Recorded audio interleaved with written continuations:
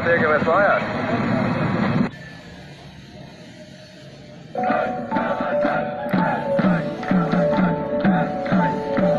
Man ir noticis. Paldies, Filipīnas un Indonēzija. Labākais neplānotājs. Paldies mūsu komandai. Parādīt bērniem citu pasaules malu, būt kopā ar draugiem. Tagad vai nekad? Šodien! Sajūta tāda, tā kā pievienotā vērtība nobastot skola. Man šeit patīk, bet es gribu mājās. Paldies komandai par izcilo sniegumu. basketbolisti var. Uz priekšu latvieši, lai man